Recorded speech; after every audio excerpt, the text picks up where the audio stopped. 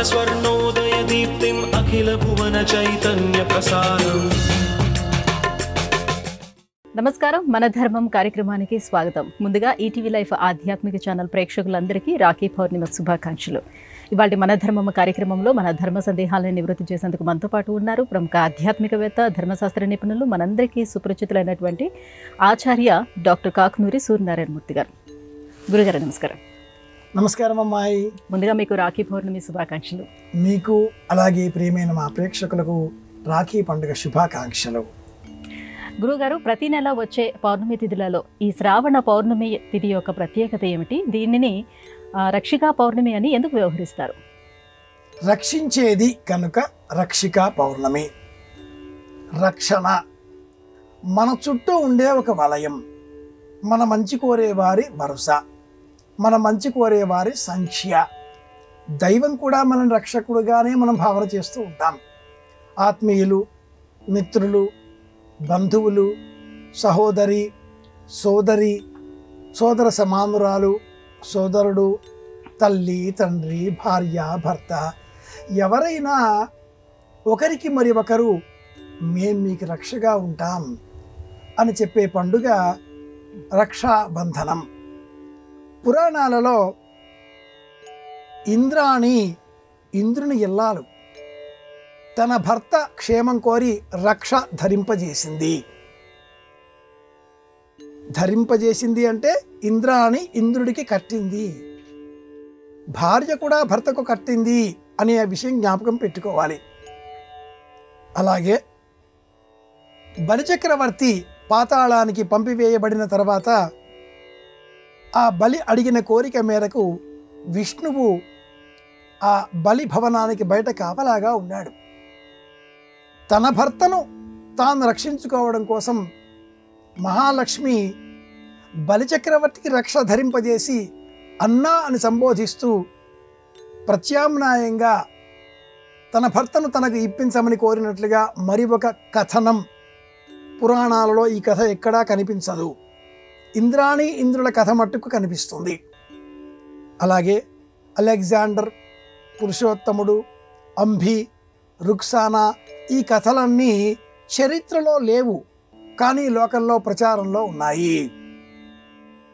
వేదంలో ఉన్న శాసనం ప్రకారం గురువు తన శిష్యులకు వేదాన్ని బోధించే నిమిత్తమై చేతికి రక్ష ధరింపజేస్తాడు, తండ్రి కొడుకుకు రక్ష ధరింపజేసినట్లుగా.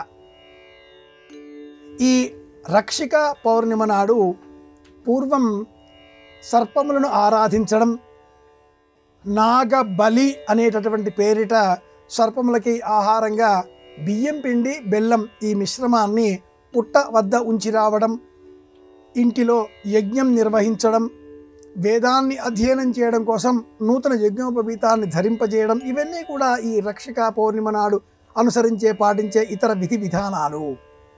రక్ష మట్టుకు తప్పనిసరి. ఇద్దరు అన్నదమ్ములు ఒకరికి ఒకరు నేను నీకు రక్ష, నువ్వు నాకు రక్ష అని కూడా ధరించేటటువంటి వారు. అందరి మధ్యన సమష్టి చైతన్యం కలపడం కోసం, కలిగించడం కోసం అందరం ఒక్కటే అనే భావనను వృద్ధి పెంపొందింపజేసే నిమిత్తమే సనాతన భారతీయం అపురూపమైన విలువలతో కూడుకున్న పండుగగా ఈ రక్షాబంధనాన్ని మనకు సూచించింది. నేటి కాలానికి ఈ పండుగ అన్న చెల్లెళ్ళు, అక్క తమ్ముళ్ళు వీరికి సంబంధించిన పండుగగా మనం భావన చేస్తూ ఉన్నాం. అనుబంధం సోదరి సోదరుల మధ్య మాత్రమే కాక అందరి మధ్యన ఉండాలి. రక్ష అన్న పేరిట ఒకరికి ఒకరం మేమున్నాం అనే ధైర్యాన్ని, ధీమాను కలిగించే నిమిత్తమే రక్ష ఎవరైనా ఎవరికైనా ధరింపజేయవచ్చు. ఇది ప్రమాణం. గురుగారు, రక్ష, కంకణం, తోరం వీటిని అసలు ఎందుకు ధరించాలి? ఇవి ధరించడం వల్ల ఎటువంటి ప్రయోజనాలు చేకూరుతాయి? రక్ష, తోరం, కంకణం. కంకణం ఒక దీక్షను సూచించేది. తోరం ఒక వ్రతం చివర వ్రత ప్రయోజనాన్ని కలిగించే నిమిత్తమై లక్షణాన్ని అనుసరించి కుడి చేతికి ధరించేటటువంటి ఒక దారంతో కూడుకున్న ఆభరణం. రక్ష యావజ్జీవన పర్యంతం మీకు నేనున్నాను అనే అంశాన్ని సూచించే విధంగా ధరించేటటువంటి ఒక దారంతో అపురూపమైన అమూల్యమైనటువంటి ఆభరణం. మూడు ఒకే అర్థాన్ని సూచించేవి, కానీ మూడు ధరింపజేసేటటువంటి కాలాలు వేరు, సందర్భాలు వేరు, సన్నివేశాలు వేరు. రక్ష ఎవరికైనా ధరింపజేయవచ్చు. కంకణం ఒక పనిని పూర్తి చేయడం కోసం ప్రారంభంలో చేతికి కట్టుకునేటటువంటి ఒక దారం. ఇది దీక్షను సూచిస్తుంది. ఈ కంకణం ధరించాడు, ఈ కంకణం ఉన్నంతకాలం ఆ దీక్ష విడిచిపెట్టడు. అలాగే తోరం, వరలక్ష్మి వ్రతం 9 వరుసల దారం, కేదారీశ్వర వ్రతం 21 వరుసల దారం, సత్యనారాయణ వ్రతం 5 వరుసల దారం, ఇలా ఉమామహేశ్వర వ్రతం 3 వరుసల దారం. పసుపు అలదిన ఈ దారాన్ని వ్రతం చివరలో వ్రత ప్రయోజనం పొందే నిమిత్తమై, సూచించే నిమిత్తమై రక్షగా ధరిస్తూ ఉంటారు. కనుక వ్రతాన్ని, నియమాన్ని, దీక్షను సూచించే విధంగా ఉండే ఈ మూడు ఒకే అర్థాన్ని, ఒకే విధమైన ప్రయోజనాలను కలిగిస్తాయి, కానీ మూడు వేరువేరుగా ఉంటాయి. రక్షాబంధనం పండుగ రోజున ధరించేటటువంటి ఈ రక్ష ఒకరికి ఒకరు రక్ష. జీవితకాలం మీ వెనక నేనుంటాను, మీ కష్ట సుఖాలలో నేను పాలు పంచుకుంటాను, మీకు మా వలన అభయం, ఈ అర్థాన్ని అందించేదే రక్ష. గురుగారు, ఈ శ్రావణ పౌర్ణమి నాడే హయగ్రీవుని జయంతి మనం జరుపుకుంటాం. విష్ణు స్వరూపాలలో హయగ్రీవుని ప్రశస్తి ఏమిటి? జ్ఞానానందమయం దేవం నిర్మల స్ఫటికాకృతిం ఆధారం సర్వ విద్యానాం హయగ్రీవం ఉపాస్మహే. హయగ్రీవుడు లలిత విద్యను, శ్రీ విద్యను లోకానికి అగస్త్యుని ద్వారా ప్రసరితం చేసిన శ్రీమన్నారాయణ స్వరూపం. పూర్వం హయగ్రీవుడు అనే పేరు గల ఒక రాక్షసుడు కూడా ఉండేటటువంటి వాడు. బ్రహ్మదేవుడి చెవి గుబిలిలో నుంచి ఉద్భవించిన ఈ హయగ్రీవుడు, రాక్షస హయగ్రీవుడు, తడి లేని చోట నాకు మరణం లభించాలి అనే వరం కోరుకొని ప్రపంచంలో తడి లేని చోటు లేదు కనుక నాకు మరణం లేదు అంటూ విర్రవీగడంతో విష్ణువు ఈ హయగ్రీవుడితో యుద్ధం చేయవలసి వచ్చింది. విధి వ్యాపకాన్ని అనుసరించి యోగమాయ కారణంగా కాస్త నిద్రా దశలో ఉన్న ఆ విష్ణువును మేలుకొలపడం కోసం ఇంద్రుడు ఆ ధనుస్సు యొక్క త్రాడు కొరికివేయగా ఆ ధనుస్సు ఎగిరిపడడంతో విష్ణువు శిరస్సు ఎగిరిపడింది. దేవతల అభ్యర్థన మేరకు బ్రహ్మదేవుడు గుర్రం తలను అతికించడంతో విష్ణువు హయగ్రీవ అవతారం ధరించి, అంటే విష్ణువు హయగ్రీవుడిగా మారి రాక్షస హయగ్రీవ సంహారం చేశాడు. నా వంటి వాడి చేతిలో మరణం లభించాలి, నా వంటి వాడు లేడు అంటూ విర్రవీగిన ఈ హయగ్రీవుడు కానీ, ప్రపంచంలో తడి ఎక్కడా లేదు కాబట్టి నాకు మరణం లేదు అంటూ విర్రవీగిన మధుకైటపులలో ఆ మధువు కానీ, ఇలా రాక్షసులందరూ కూడా ఎలా అంటే ఏ విధంగా వరం కోరుకుంటే ఆ విధంగా రూపాన్ని ధరించి విష్ణువు వారిని అంతం చేస్తూ వచ్చాడు. ఈ క్రమంలో 2 సందర్భాలలో కూడా దేవీ భాగవత వృత్తాంతాలను అనుసరించి 2 సందర్భాలలో కూడా మహామాయ, యోగమాయ, శ్రీ విద్య, పరాశక్తి, జగన్మాత స్వరూపం, శక్తి రూపం, శక్తి విలువ ఈ గ్రంథం బోధిస్తుంది. ఈ గ్రంథం దేవీ భాగవతం. అలా విష్ణువు హయగ్రీవుడిగా అవతరించిన రోజు శ్రావణ పౌర్ణిమ. వైకుంఠంలో ఆదిశేషువుపై పవళించి ఉన్న ఆ శ్రీమన్నారాయణమూర్తి పరాకుగా ఏదో ఒక్కసారి పక్కున నవ్వేయడంతో మహాలక్ష్మి, స్వామి ఎందుకు నవ్వుతున్నారు అని అడిగింది. ఆయన ఏమీ లేదు అన్నాడు. అకారణంగా నవ్వకూడదు. మహాలక్ష్మికి అనుమానం వేసింది. కృష్ణావతారంలోని వృత్తాంతాలు తలుచుకొని నవ్వుతున్నాడా, నా ఎదరగా ఉండి ఇంకెవరినో తలుచుకుని నవ్వుతున్నాడా, అంతే. ఆగ్రహంతో నవ్వే ఈ తల తెగి పడిపోవుగాక అని అనుకుంది. అన్న మరుక్షణమే ఇలా ఎందుకు అనుకున్నానా నేను? లక్ష్మీదేవి పశ్చాత్తాపం. కానీ అన్న మాట తథాస్తు కదా. దేవీ భాగవతాన్ని అనుసరించి అనవసరంగా నవ్వకూడదు. నవ్వు 4 విధాలుగా. అనే బోధిస్తూ విష్ణువు శిరస్సు తెగిపోవడానికి ఒక కారణం ఈ కథ. హయగ్రీవుడు ఇలా ఏర్పాటు చేయబడి ఆ హయగ్రీవుడి కారణంగా జగన్మాత మాహాత్మ్యము, మహాలక్ష్మి, దుర్గా, సరస్వతి, ప్రపంచమంతా ఆవరించిన శక్తి ప్రత్యేకత, లలితా విద్య, శ్రీ విద్య ఈ హయగ్రీవుడి ద్వారా లోకానికి ప్రచురితమైంది. హయగ్రీవ అగస్త్య సంవాదే, వారి సంవాదములో మనకు లభించిన అపురూపమైనటువంటి గ్రంథం లలితా సహస్రనామావళి. కనుక మనం శ్రీ విద్య అనగానే అగస్త్యుడిని అలాగే హయగ్రీవుడిని జ్ఞాపకం చేసుకుంటాం. ఆ హయగ్రీవుడు జన్మించిన ఆ రూపం పొందిన రోజు శ్రావణ పౌర్ణిమ. పరోక్షంగా అర్థం ఏమిటి అంటే జ్ఞానం లభించే రోజు అని అర్థం, వివేకం లభించే రోజు అని తెలుసుకోవాలి. గురువుగారు, ఈ శ్రావణ పూర్ణిమ నాడే సంతోషిమాత ఆవిర్భావం కూడా జరిగిందని చెప్తారు. శక్తి రూపాలలో సంతోషిమాత యొక్క ప్రశస్తి ఏమిటి? శివుడు, పార్వతి ఈ దంపతుల కుమార్తె సంతోషిమాత అంటూ ఉపోప పురాణాలు కొన్ని వివరిస్తాయి. శక్తి పురాణం, భారతీ పురాణం, దుర్గ ఉపోప పురాణం ఈ పురాణాలలో చాలా లఘువుగా సూచనగా ఉండే సంతోష శబ్దాన్ని స్వీకరించి మనవారు సంతోషిమాత ఒక జగన్మాత ఒక కథ అంటూ ఏర్పాటు చేశారు. ఉత్తర భారతదేశంలో ఈ కథకు బహుళ ప్రాశస్త్యం ఉంది. విశేషంగా ఉత్తరప్రదేశ్ అలాగే అలహాబాద్ ఈ ప్రాంతాలలో శక్తి స్థలాలలో ఈ వ్రతాన్ని ఆచరిస్తూ ఉంటారు. సంప్రదాయజ్ఞులు సంతోషం అన్న స్థితిని బుద్ధికి సంబంధించినదిగా వివరిస్తూ శరీరానికి సుఖం, బుద్ధికి సంతోషం, ఆత్మకు ఆనందం ఇలా విశ్లేషణ చేస్తారు.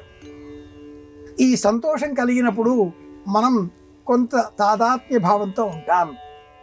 పౌర్ణిమ నాడు మనకు కలిగే ఆ తాదాత్మ్య భావన 16వ కళ, సంపూర్ణ షోడశ కళలతో మనకు చంద్రుడు దర్శనమిచ్చేటటువంటి రోజు. పౌర్ణిమ 15వ తిథి అయినప్పటికీ 16వది సంతోషం. ఈ రూపంలో అమ్మవారిని పూజించినట్లయితే సమస్త శక్తులు మనకు అనుగ్రహం చూపడంతో మనం షోడశ కళలతో ఆనందంగా ఉండగలుగుతాం. ఈ రూపంతో ఈ రోజును రక్షిక పూర్ణిమ తిథిని సంతోషిమాత ఆవిర్భావ దినోత్సవంగా కూడా ఔత్తరాహికులు ఉత్తరప్రదేశ్ ప్రాంతం వాళ్ళు విశేషంగా పూజలు చేస్తూ ఉంటారు. గురుగారు, ఇదే రోజున సంస్కృత భాషా దినోత్సవం మనం జరుపుకుంటాం. సమస్త భాషలలోకెల్లా జనని అయినటువంటి ఈ సంస్కృత భాష యొక్క ప్రత్యేకత ఏమిటి? దీనికి దేవభాష అనే పేరు ఎలా వచ్చింది? జనని సంస్కృతంబు సర్వభాషలకును అనే మాట శ్రీనాథుడు వివరించినట్లు, శ్రీకృష్ణదేవరాయలు వివరించినట్లు, నన్నచోటుడు కూడా వివరించినట్లు తెలుగు సాహిత్యంలో పలుతావుల ఈ శబ్ద ప్రస్తావనలు మనం గమనిస్తూ ఉంటాం. జనని సంస్కృతంబు అనేది గౌరవవాచకంగా మనం స్వీకరిస్తున్నాం. భాషలు అనేకం, భాషా వ్యక్తాయాం వాచి, భాష్యతే ఇది భాష. అల్పాక్షరాలలో అనల్పార్థాలను, విశేషార్థాలను, సమస్తాన్ని సంక్షిప్త రూపంలో అందించేటటువంటి ఏకైక భాష సంస్కృత భాష. నేటి అత్యాధునికులు డాట్ డాష్ అనే కమాండ్స్ రూపంలో కంప్యూటర్ భాష కూడా కనుక్కున్నారు. కానీ కంప్యూటర్ భాష అయినటువంటి చుక్క, గీత వీటికంటే కూడా ఇంకా అర్థవంతంగా ఉపయోగపడేటటువంటి భాష సంస్కృతం అంటూ జర్మన్ పండితులు అత్యాధునికంగా పరిశోధనలు చేసి కంప్యూటర్కు సంస్కృత భాషనే ఏకైక అద్భుతమైన భాష అంటూ నిగ్గు తేల్చారు. అక్షమాలికోపనిషత్తు అనే ఉపనిషత్తులో ఉండే శబ్దజాలాన్ని కంప్యూటరీకరించినట్లయితే ఇంకా రెండవ అర్థం లేకుండా ఏ పదానికి ఆ పదం క్షుణ్ణంగా ఇది అర్థం, వ్యుత్పత్తితో సహా ఒక్క సంస్కృతంలోనే ఈ వెసులుబాటు ఉంది అంటూ నిరూపించి ఉన్నారు.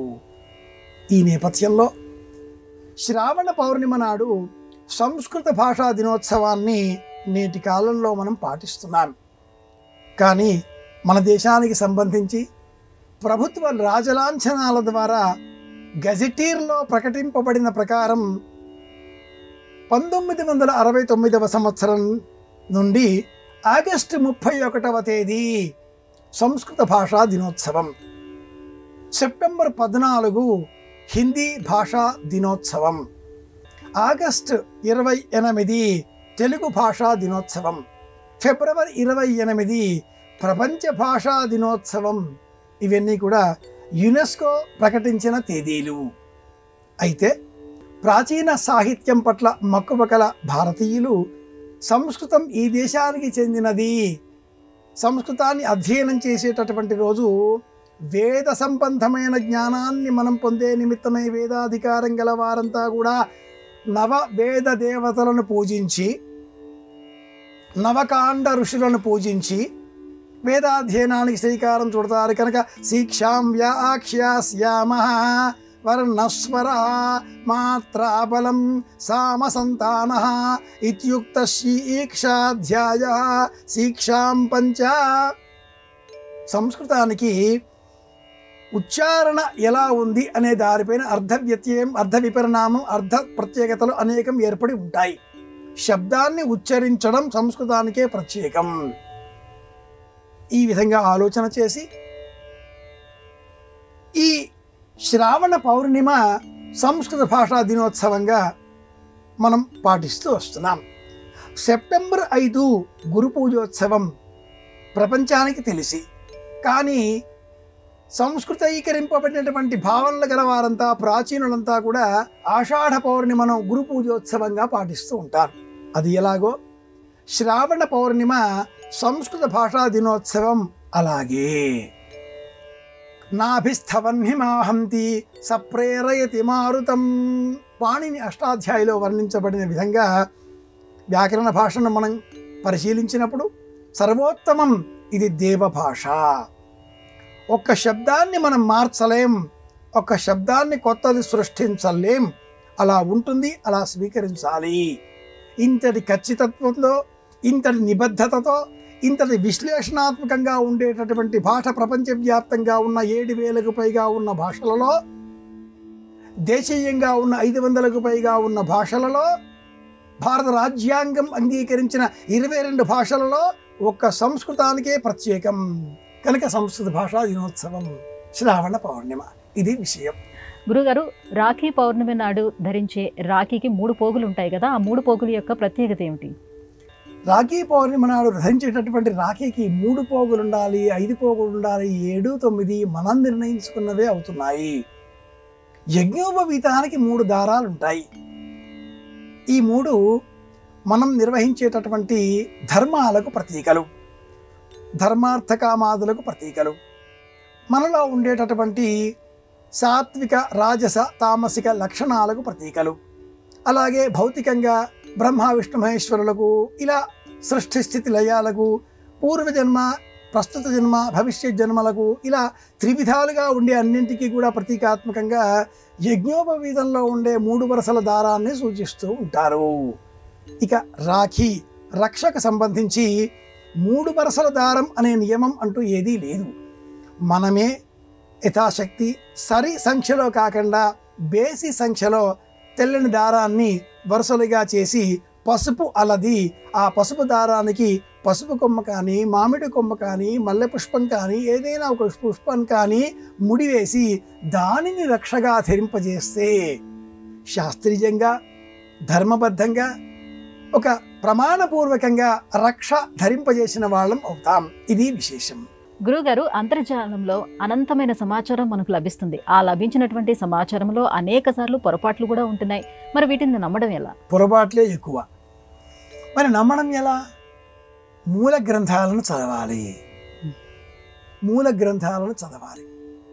వాల్మీకి మహర్షి రచించినటువంటి రామాయణం, వ్యాస మహర్షి అందించినటువంటి భారతం, పోతనామాచ్యుల వారు అందించిన భాగవతం, ఇవి నిరంతరం స్మరించదగినటువంటి అమూల్య అపురూప గ్రంథాలు. వేదం వీటన్నిటికంటే కూడా పరమ ప్రామాణికమైనటువంటి గ్రంథం కనుక వేదాన్ని అధ్యయనం చెయ్యాలి. వేదోపబృంహితమైనటువంటి భారతాన్ని, వేద సమమైన రామాయణాన్ని ఆధ్యాత్మిక వైదిక జ్ఞాన భాండాగారంగా వేదాంత సార సంగ్రహంగా పేరు పొందిన భాగవతాన్ని మూలాలను అన్వేషించాలి. భారత భాగవత రామాయణాలకు మూల గ్రంథాలు అంటారు. ఆ మాటకు అర్థం ఇంట్లో లేక గ్రంథాలయాలలో ఎక్కడో మూలన పడి ఉండేవి అని కాదు. నేటి కాలంలో విశేషమైన స్వాతంత్రం ఈ అంతర్జాల ప్రపంచంలో లభించిన కారణం చేత పలువురు తమకు తోచిన అనేక విషయాలను అలా మాట్లాడేస్తున్నారు, ఇలా అంతర్జాలంలోనికి పంపించేస్తున్నారు. వచ్చిన ప్రతి సమాచారాన్ని మనం విశ్వసించినట్లయితే అయోమయంలో పడిపోతాం. అలా వచ్చే వేటిని మనం చూడకూడదు, వినకూడదు, తెలుసుకునే ప్రయత్నం కూడా చేయకూడదు. చరవాణిని ఉపయుక్తమైన సమాచారాన్ని అందించే విషయాలలో మాత్రమే వినియోగించాలి. అది ఎలా తెలుస్తుంది? ఆంగ్లంలో కాసేపు మనం మాట్లాడుకుంటే 2 పదాలు ఉంటాయి, కమ్యూనికేషన్, కన్వర్సేషన్. ఈ చరవాణి సెల్ ఫోన్ అనేది కమ్యూనికేషన్కి మాత్రమే ఉపయోగించాలి, కన్వర్సేషన్ కోసం కాదు. సుదీర్ఘ సంభాషణలకు ఉపయోగించినట్లయితే అపురూపమైన కాలం వృధా అవుతుంది. అలాగే కొన్ని అపురూప సందర్భాలలో మాత్రమే మనం తెలియని విషయం గురించి అన్వేషణ చేయాలి. విశ్వసనీయమైన 1-2 వెబ్ బ్రౌజర్స్ లేదా యాప్స్, వాటినే మనం ప్రామాణికంగా స్వీకరించాలి, అన్నింటినీ కాదు. యూట్యూబ్లో వచ్చేటటువంటి విషయాలలో 90% అబద్ధాలే ఉంటాయి. అరటిపండు, కొబ్బరికాయ, అగరువత్తులు వీటిని సమర్పిస్తే పరమేశ్వరుడు పడిపోతాడు అంటే అంత సులభంగా దైవ దర్శనం మనకు లభిస్తుందా? అంత సులభమా? అలాగే జాతకంలో అనుభవించవలసిన కష్టాలు ఉంటాయి, వాటిని చిన్న చిన్న ఉపాయాలు చెబుతూ ఉంటారు, వాటిని అనుసరిస్తే తొలగిపోతాయి అంటే అంత సులభమా? అవశ్యమనుభోక్తవ్యం కృతకర్మ శుభాశుభం. చేసిన కష్టానికి తగినటువంటి ప్రతిఫలాన్ని ఫల రూపంలో, దుఃఖ రూపంలో జీవితాంతం పొందక తప్పదు. కనుక షార్ట్ కట్ మెథడ్స్ నమ్మకండి. అంతర్జాలంలో చెప్పే అన్ని విషయాలు 90% అసహజమైనవి కనుక, అశాస్త్రీయమైనవి కనుక నమ్మకూడదు. నేటి కాలంలో తాంత్రిక సాధనాలు అంటూ కూడా ఏవీ లేవు లేవు లేవు. సౌమ్యమైన అర్చనా విధానంలో జపం చేసుకుందాం, 4 మొక్కలు పెంచుదాం, 10 మందికి సహాయం చేద్దాం, మౌన వ్రతం పాటిద్దాం. కృతే సకల దోషార్థం. పాపం చెయ్యని, తప్పు చెయ్యని మనిషి ప్రపంచంలో లేడు, నాతో సహా. అందరం తప్పు చేసిన వాళ్ళమే, తప్పులు చేస్తున్న వాళ్ళమే. ఇలాంటి సందర్భంలో శాస్త్రం చెప్పిన సులభమైన ఉపాయం కృతే సకల దోషార్థం ప్రాయశ్చిత్తం అభోజనం. ఉపవాస వ్రతం పాటించాలి, అన్నం తినకూడదు. అన్నం చంద్రుడికి ప్రతీక. ప్రత్యామ్నాయంగా ఏదైనా లఘువుగా కాసింత శరీరానికి బలాన్ని అందించే విధంగా ఉండే పదార్థాన్ని స్వీకరించి మౌనం, పశ్చాత్తాపం, ప్రాయశ్చిత్తం, నిశ్శబ్దం వీటిని అనుసరించాలి. కనుక అంతర్జాలంలో వచ్చే అంశాలు ఏవి కూడా మనం నమ్మకూడదు. గురుగారు, ఈ రాఖీ పౌర్ణమికి సంబంధించిన ఎన్నో విశేషాలు మాకు తెలియజేసినందుకు ధన్యవాదాలండి. కృష్ణార్పణం. ఇది వాటి మన ధర్మం కార్యక్రమం. రేపు మన ధర్మం కార్యక్రమంలో మళ్ళీ కలుసుకుందాం. నమస్కారం. ఈ కార్యక్రమాన్ని తిరిగి చూడాలనుకుంటే www.youtube.com/ETV Life Spiritual లో చూడవచ్చు.